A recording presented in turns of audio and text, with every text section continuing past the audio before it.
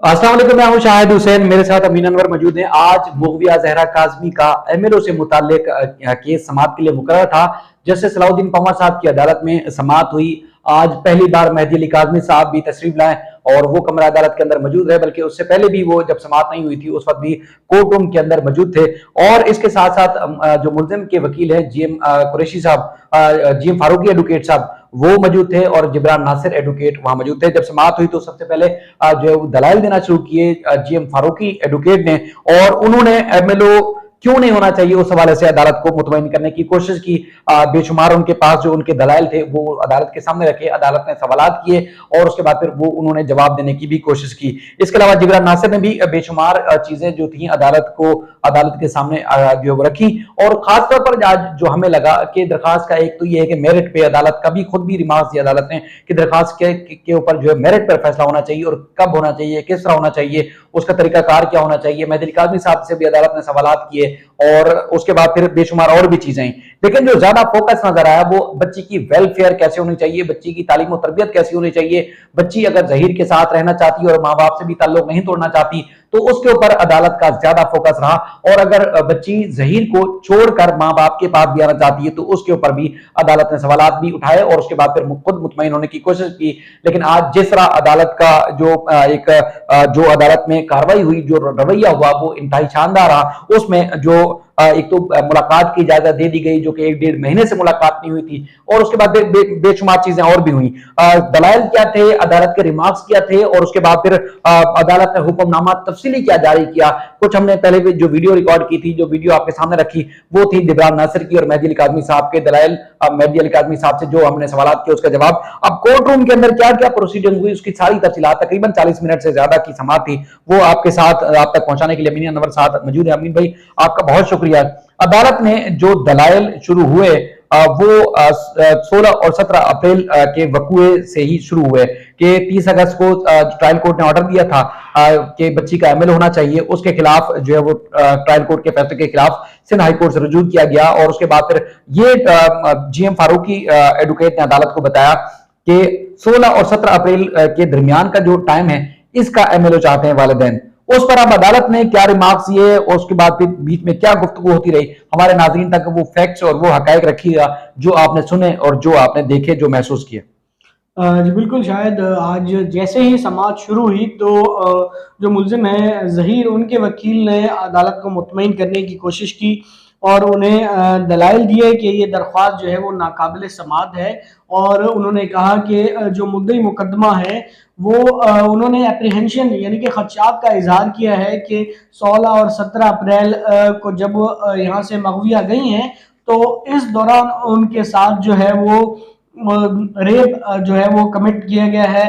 तो इस मामले का जो है वो मेडिकल एमएलओ मेडिकल लीगल जो है वो कराना चाहते हैं, जबकि उनका ये कहना था कि ये दरख्वास्त तफ्तीशी अफसर को दायर करनी चाहिए थी बजाय इसके कि ये कंप्लेनेंट की तरफ से जो है वो दायर की गई है। लोकल स्टैंड आए कि उनका ये कहना था कि इनका इख्तियार नहीं है कि वो ये दरख्वास्त दायर करें। और अदालत ने वकला के दलाइल सुने जिसमें जो कंप्लेनेंट के वकील थे उनका ये कहना था कि एंटी ह्यूमन ट्रैफिकिंग का जो कानून है, जो एक्ट है, उसमें ये दिया गया है कि किस तरह जो है वो इस तरह के केसेस में एमएलओ होगा, माहिर नफ्सियात जो है वो मुतासरा बच्ची का मुआयना करेंगे। और तमाम बातें जो है वो दलाइल सुनने के बाद अदालत ने ये इस्तफसार किया कि क्या बच्ची जो है वो पढ़ रही थी, उसके तालीम का जो सिलसिला था वो जारी था। उस पर जो मुद्दई मुकदमा के वकील है उन्होंने बताया कि ड्यू टू कोविड जो है वो बच्ची ने जो है वो 5वीं तक तालीम हासिल की है शाह फैसल कॉलोनी के एक स्कूल में, लेकिन 2 साल से वो घर पे थी। होम जो है वो ट्यूशन ले रही थी और वो 7वीं क्लास तक की पढ़ाई उन्होंने कर ली थी। उनका ये बताया उन्होंने।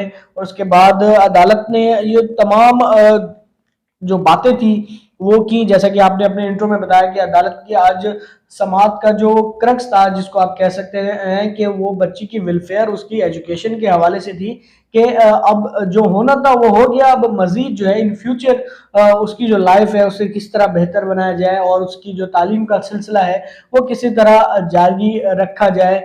तो अदालत ने इस हवाले से भी सवालात किए। इसके बाद अदालत ने बहुत सारी मिसालें दी। उन्होंने अपने जो तजर्बात हैं वो भी शेयर किए कि उन्होंने लाड़काना असल के बैंक में इस तरह के तकरीबन 800 केसेस उन्होंने कहा कि मैंने जो है वो चलाए हैं, और बहुत सारे 99% केसेस में उन्होंने कहा जो बच्चियां हैं वो वालिदैन के पास वापस चली जाती हैं। ये उनके हाँ, रिमार्क्स उन्होंने थे। ये कहा ना कि बच्चों को एहसास हो जाता है इस बात का, उनको इदराक होता है कि उन्होंने जो स्टेप उठाया वो गलत उठाया है। ये बात उन्होंने की है जैसा आपने। जी बिल्कुल, उनका यही कहना था कि बाद में बच्चियों को ये एहसास होता है। 99% केसेस का उन्होंने अपने रिमार्क्स में भी कहा कि बच्चियों को एहसास हो जाता है और फिर वो अपने वालिदैन के पास जो है वो वापस आ जाती हैं। और इसी तरह के और भी उन्होंने रिमार्क्स दिए कि जो भी इस तरह के केसेस होते हैं उसमें वालिदैन को चाहिए कि वो अपने बच्चों को टाइम दें और उनके साथ मुलाकात करें। मुलाकात के हवाले से भी अदालत को बताया गया कि 77 डेज जो है वो गुजर चुके हैं, 77 दिन कि बच्ची से किसी की मुलाकात नहीं हुई। कंप्लेनेंट के जो वकील है उन्होंने कहा कि हमने शेल्टर होम से अप्रोच भी किया कि हम बच्ची को कपड़े वगैरह देना चाहते हैं उनसे भी, तो शेल्टर होम इंतजामिया ने उन्हें मना कर दिया और कहा कि कोर्ट के ऑर्डर्स हैं जो है वो मुलाकात नहीं कर सकते हैं। तो अदालत ने ये कहा कि इस सिचुएशन में बच्चों को जो है वो वालिदैन से बेहतर उनकी कोई काउंसलिंग कर ही नहीं सकता है। जिसके बाद बहुत तवील दलाइल हुए और जो दरख्वास्त गुजार के वकील है उन्होंने बताया कि जो मुतासरा बच्ची है उसने पहला अपना बयान रिकॉर्ड करा चुकी है मजिस्ट्रेट के सामने, हाई कोर्ट के सामने। ये तमाम बातें जो है वो डिटेल में डिस्कस भी हुई। और इसके अलावा जो अदालत में ये बताया गया, तो अदालत ने ये भी पूछा कि बच्ची की उम्र कितनी थी। उनको बताया गया कि पहले मेडिकल में 15 से 16 और उसके बाद 13 से 14, इस तरह की तमाम बातें जो है वो डिस्कस हुई। तमाम अदालत ने ये कहा कि वालिदैन का राइट है कि वो बच्ची से मिले। तो अदालत ने अब कल का जो है MIT को कहा है कि तमाम इंतजाम करे वालिदैन से बच्ची से मुलाकात के। और इस दौरान अदालत ने ये सेशन जज शर्की को कहा है कि वो एक फीमेल जज जो है अपॉइंट करें जो वालिदैन से मुलाकात के वक्त वहां पर मौजूद रहें। और माहिर नफ्सियात के हवाले से अदालत ने सेक्रेटरी सेहत को एक कहा है कि वो 2 डॉक्टर्स जो है वो इस हवाले से अपॉइंट करें, वो बच्ची से मिल सकें और उससे उसकी वेलफेयर के बारे में जो है वो जान सकें। क्या वो पढ़ाई जारी रखना चाहती है, नहीं रखना चाहती, किस तरह का माहौल है, और उनकी जहनी सलाहियत और का जो है वो जायजा लेकर तफसीली रिपोर्ट जो है वो डॉक्टर्स अपनी जमा कराएं। और अदालत ने ये कहा कि कल जो है वो 13 अक्टूबर को वालिदैन से मुलाकात कराई जाए। चाइल्ड प्रोटेक्शन जो ऑफिसर भी वहां पर मौजूद होंगे, और MIT को हिदायत की गई है सिंध हाई कोर्ट के मेंबर इंस्पेक्शन टीम को कि वो इस इंतजामात का जायजा लें। और लेडी जज से भी अदालत ने रिपोर्ट मांगी है कि वो भी इस हवाले से रिपोर्ट दें। ताहम सिवाय उन जज साहिबा जिनके पास इनका ये फैमिली कोर्ट के हवाले से केस चल रहे हैं, उनके अलावा और किसी और जज को अपॉइंट किया गया है ताकि वो मुलाकात के वक्त वहाँ पर मौजूद रहें। और तमाम तफसीलात के साथ अदालत ने आइंदा समात पर रिपोर्ट तलब की है। 1 नवंबर की जो है वो डेट इसमें अदालत ने फिक्स की है, क्योंकि जो ये माहिर प्रोसीजर नफ्सियात, जी बिल्कुल, जो माहिर नफ्सियात हैं, क्योंकि वो एक मीटिंग में तो ये तमाम मामला जो है वो कंडक्ट नहीं कर पाएंगे, तो इसलिए वो कई मीटिंग्स होंगी उनके साथ, बच्ची के साथ। जो डॉक्टर्स हैं, जो माहिर नफ्सियात हैं, उनकी जो मीटिंग्स होंगी उसके बाद वो अपनी तफसीली रिपोर्ट जो है वो अदालत को जमा कराएंगे। और कल की जो मुलाकात होगी अब 2 बजे से 12 बजे से, सॉरी, 12 से 5 बजे तक की जो मुलाकात है वो टाइम भी इसमें रखा गया है, लिखवाया गया। रिटर्न ऑर्डर आएगा तो उसमें मजीद तफसीलात भी सामने आएगी। लेकिन जो ऑर्डर डिक्टेट कराया गया है, जो कुछ हमें समझ आया है उस वक्त, तो हमने वो बताया है कि क्या क्या है। तो मुलाकात कराई जाएगी वालिदैन की, उसमें उस मुलाकात में फीमेल जज जो है वो मौजूद होंगी। और इसके अलावा चाइल्ड प्रोटेक्शन ऑफिसर भी होंगे और बच्ची के जो बहन भाई हैं, जो बहनें हैं, वो भी इस मुलाकात में मौजूद होंगी और 12 से 5 बजे तक की मुलाकात होगी। अब देखते हैं कि आइंदा समात पर अब क्या रिपोर्ट जो है वो। अच्छा, इसमें दो तीन जो चीजें जो पॉइंट्स नोट किए हैं, उसमें एक तो जज साहब ने के सोशल मीडिया के जरिए माँ बाप के खिलाफ कर दिया गया, बच्ची को ये भी बताया गया कि यहाँ से सिंध से अगर जाके हम लाहौर में शादी कर लेंगे तो वहां पर महफूज रहेंगे।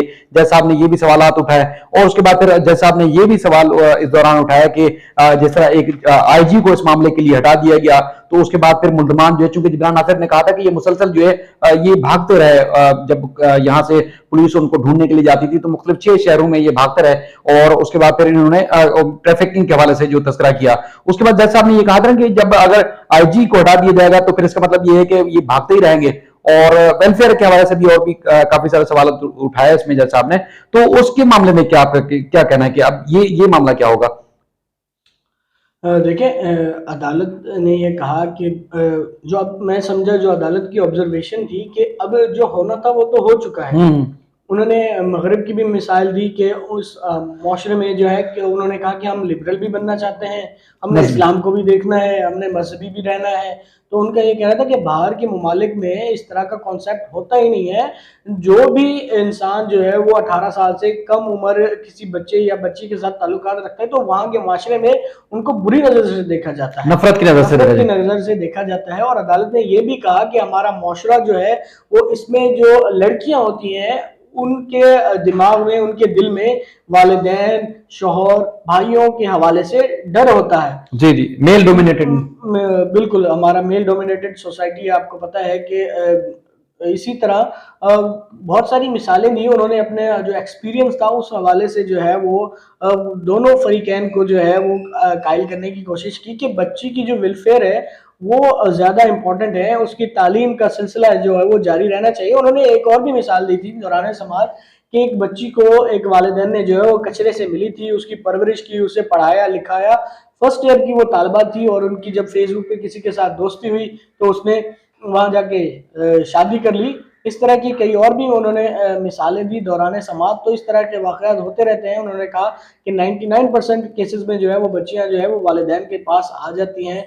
हमने जी हाँ, महक़ात और भी। ये ज्यादातर उनका ये है कि माँ बाप का हक है और बेहतर तालीम और तरबियत भी माँ बाप ही कर सकते हैं, और माँ बाप ही जो है वो बेहतर इसका मुस्तकबिल जो है वो बेहतर समझ सकते हैं। अच्छा, एक दो और भी चीजें थी जिसमें खास तौर पर बच्ची की उम्र के तयन के हवाले से तस्करा किया गया। तो उस दौरान अदालत में जो रिपोर्ट आई, मुलजिम के वकील का आज भी ये कहना था जो 17 साल उम्र थी और सिंध हाई कोर्ट ने बच्ची को अपनी मर्जी से जिंदगी गुजारने की इजाजत दी थी, लेकिन वो नई जो उम्र थी यानी कि नियरेस्ट टू 15 ईयर्स की जो उम्र थी उसकी निशानदेही जिब्रान नासिर ने भी की, अदालत ने भी की। उस पर क्या क्या क्या चीज थी?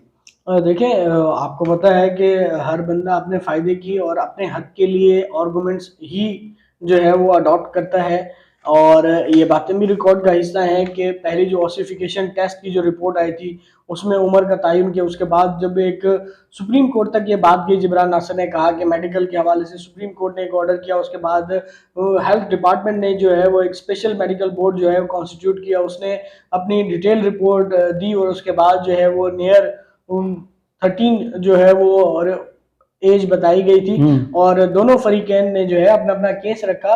लेकिन मैं भी यही समझता हूँ और जज साहब ने भी ऑब्जर्व किया कि इन तमाम लड़ाई झगड़े से किसी को कुछ मिलने वाला है नहीं। तो बेहतर यही है कि अगर दोनों फरीकैन, अदालत ने एक मरले पर यह भी तजवीज़ जो है वो सामने रखने की कोशिश की फरीकैन के सामने कि ज़हीर भी प्रपोजल दे कि वो जो मग़वी हैं उनकी वेलफेयर के लिए क्या इक़दाम कर सकता है, वालिदैन भी अपने प्रपोजल दें। लेकिन ताहम वो बात फिर हो गई। ताहम अदालत का यही इसी बात पर जोर था कि किसी तरह उस बच्ची के जो मुस्तकबिल है, उसकी पढ़ाई है और उसका जो क्योंकि एक वो जो खौफ है उसका खौफ खत्म किया जाए।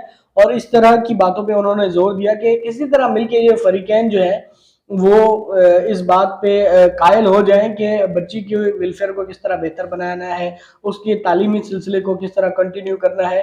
तो अब देखते हैं कि मुलाकात और फिर डॉक्टर्स की तफसीली रिपोर्ट के बाद अदालत अब इस बार जो है वो क्या फैसला करती है। बुनियादी तौर पर दरख्वास्त जो थी वो MLO जो मेडिको लीगल कराने का जो सेशन कोर्ट का हुक्म था उस पर हुक्म इम्तना है और सिंध हाई कोर्ट ने जारी कर रखा है। अब 1 नवंबर को मजीद समाअत होगी थी, देखते हैं अब मजीद क्या अमीन, कुछ आपका बहुत शुक्रिया। देखें, ये समाअत तवील तरीन थी, बेशुमार पॉइंट्स हमने आपको बताया, बेशुमार पॉइंट्स रह भी गए होंगे और कई ऐसे पॉइंट्स होंगे जो मैंने नोट नहीं कर सका हूंगा। लेकिन एक बात समाअत के दौरान ये भी आई कि जिसमें जस्टिस सलाउद्दीन पंवार साहब ने कहा कि माँ बाप तो यही चाहेंगे कि बच्ची उनकी घर वापस आ जाए, और उसके बाद फिर माँ बाप उसकी तालीम और तरबियत की भी वही फिक्रमंद हैं, उस वही फिक्र करते हैं। लेकिन जिस किस्म की लड़ाई जारी है, इससे लगता है कि ये इससे कोई नतीजा नहीं निकलेगा। और अदालत ने कुछ और भी सवाल पूछे, तो उसके बाद फिर खासतौर पर ये ह्यूमन ट्रैफिकिंग के हवाले से, और अदालत ने ये भी कहा कि कोई भी जो बाप है वो किस तरह चाहेगा कि उसकी बच्ची की ह्यूमिलेशन हो इस तरह की एमएलओ करवाने के बाद। तो मेहदी काज़मी साहब ने कहा कि देखें, जैसा मैं तो चाहता हूं जो बच्चे के साथ अगर कोई जुल्म हुआ है तो वो सामने आना चाहिए और जो मुल्जमान है उनको सजा भी मिलनी चाहिए। जिब्रान नासिर ने अदालत को बताया कि देखें, ये जो मुल्जमान है इनकी तरफ से बाप के ऊपर भी संगीन इल्जाम आयद किए गए, जिसमें यह तासुर देने की कोशिश की गई कि बाप ने जो है वो बाप के बेटी के साथ नाजायज ताल्लुकात थे। जिब्रान नासिर ने अदालत को यह भी बताया कि कुछ दिन पहले इनकी मुल्जमान की तरफ से सोशल मीडिया पे यह भी कहा गया कि अब कुछ जो है वो इनके कजन के साथ नाजायज ताल्लुकात है, यानी कि ये बच्ची को मुसलसल बच्ची के खिलाफ ही जो है वो चीजें कर रहे हैं। उस पर अदालत ने नाराजगी का भी इजहार किया, और जब ये अदालत को पता चला कि इतना टाइम गुजरने के बावजूद जो है वो मुलाकात नहीं हो सकी है, तो उस पर अदालत ने कहा कि देखिए, पहली फुर्सत में जो मुलाकात होनी चाहिए। लेकिन बच्चियों को चूंकि जो इस तरह का स्टेप उठा लेती हैं, कई ऐसे, एक डीआईजी केपी का भी उन्होंने तस्करा किया, उन्होंने की अपनी बेटी को कत्ल कर दिया था और उसके बाद फिर कारोकारी करार देकर बच्चियों को मार भी दिया जाता है। उन्होंने इस तरह भी गुस्से का इजहार किया कि इस तरह चीजें हो जाती हैं। लेकिन अब चूंकि माँ बाप को पहली फुर्सत में खौफ खत्म करना होगा, बेटी से मिलना होगा, और बेटी का जो एक मुस्तकबिल है, महफूज मुस्तकबिल, उस हवाले से उनको बच्ची को कायल करना होगा, और ये जो एक खलीज पैदा हो चुकी है वो खलीज जो है वो खत्म करनी होगी। जिब्रान नासिर ने कहा तकरीबन 1 महीना हो चुका है, और इन एक तो यह है कि निकाह का लदम करार देने के हवाले से भी हमने दरखास्त दायर कर रखी है, उस पर अब तक कोई फैसला नहीं हुआ है, और बच्ची से मुलाकात के सिलसिले में माँ बाप ने फैमिली कोर्ट में भी दरखास्त दायर कर रखी है, उस पर भी अब तक जो है कोई फैसला नहीं आया। उस पर अदालत ने इजहार हैरत किया, हैरानगी का इजहार किया, और भी बेशुमार जो है उन्होंने सवाल पूछे। अच्छा, कुछ पॉइंट्स और भी हैं जिसमें दफात और सेक्शन के हवाले से पूछा गया कि कौन कौन सी सेक्शंस ऐड की गई हैं, इसमें ऐड की गई हैं, और उसके बाद फिर मुल्जमान पर अब तक जो फर्द जुर्म ऐड क्यों नहीं हुई, चालान की मंजूरी के हवाले से भी तस्करा किया गया। अदालत ने मुल्जमान के वकील जो जीएम फारूकी साहब थे उनको यह भी कहा कि देखें, एक दरखास्त आपकी मंजूर हुई है, यानी कि वो वाली दरखास्त जिसमें गवाह और निकाह खान की जमानत मंजूर हुई थी, और उसके बाद फिर एक दरखास्त आपकी मुस्तरद हुई है, यानी कि वो जो चालान के कागजात के खिलाफ ट्रायल कोर्ट के फैसले के खिलाफ से हाई कोर्ट में रजू किया गया था, उस हवाले से भी उन्होंने तस्करा किया कि आपकी एक दरखास्त मुस्तरद हुई, ये तीसरी दरखास्त है। इस पर भी मेरिट पर हम कोशिश करेंगे कि आगे चलकर फैसला करें। लेकिन चूंकि बच्ची से वालिदैन की मुलाकात नहीं हुई, और बच्ची चूंकि तालीम याफ्ता भी है, आगे पढ़ना भी चाहती है, इंटरनेट का भी इस्तेमाल करती थी, और उसके बाद फिर अब अगर हम दूर दराज इलाकों की बात करें तो एक और बात हो जाएगी। लेकिन यहाँ बच्ची जो है वो मुस्तकबिल महफूज बनाना है, तो इसलिए हम चाहते हैं कि पहले माँ बाप, अगर बच्ची बनाती है, माँ बाप के पास आना चाहती है, तो बच्ची के पास ऑप्शन खुला होगा।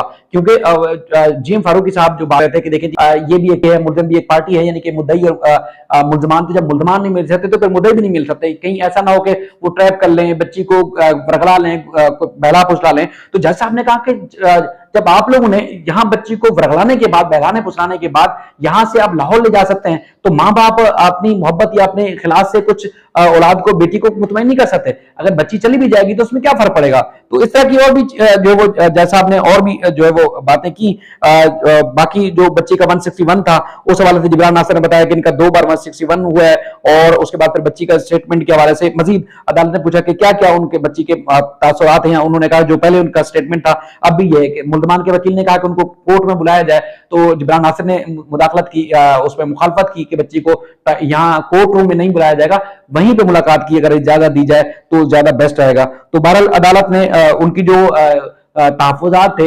मुल्जिम के वकील के, वो भी शामिल किए हैं कि मेरी इसमें राय नहीं है कि वो माँ बाप से मुलाकात की इजाजत में उनकी राय भी इसमें शामिल है, तो लिहाजा मेरे जो एतराजात हैं वो जो है वो शामिल कर लिए जाएं, अदालती हुक्मनामे या रिकॉर्ड का हिस्सा जो बना लिया जाए। बाकी जो है वो और जो चीजें होंगी उसमें हम मेरिट पे जो है वो दलाइल भी देना चाहेंगे। बहरहाल जिब्रान नासिर ने ये भी कहा कि बच्चों के तहफ़्फ़ुज़ के लिए जो है कानून तो बनाए जाते हैं, लेकिन उस पर जब कानून पर अमल दरामद की बारी आती है तो फिर ये है कि सोशल इश्यूज की तरफ देखा जाता है कि देखें जी कोई मामला काबिल कबूल है या नहीं है। लेकिन हालांकि जो कानून है बच्चों के तहफ़्फ़ुज़ के लिए, तो वो उन कानून के ऊपर उनको देखा जाना भी जो है बहुत ज्यादा जरूरी है।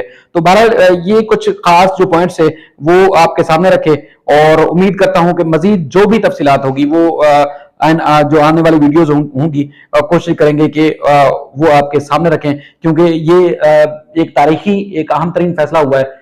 ये तवक्को में भी नहीं था कि इतनी जल्दी फैसला हो जाएगा, क्योंकि जो मुलाकात की इजाजत से मुतालिक दरखास्त दायर की गई है वो ट्रायल कोर्ट में अब तक तहरीरी फैसला वहां से नहीं हुआ है। हालांकि वहां एक और जो व्लॉग में मैं आपके सामने रखूंगा, वहां मुल्जिम को एक और भी रुसवाई का सामना हुआ है, वो दूसरी एक वीडियो में बनाऊंगा इंशाल्लाह, उसकी तफसीलात रखूंगा। लेकिन हाई कोर्ट ने जो ऑर्डर दिया है इस पर मजीद जो आगे पेशरफ्त होगी वो आपके सामने आपको आगाह करते रहेंगे। अपना ख्याल रखिएगा। अल्लाह हाफिज।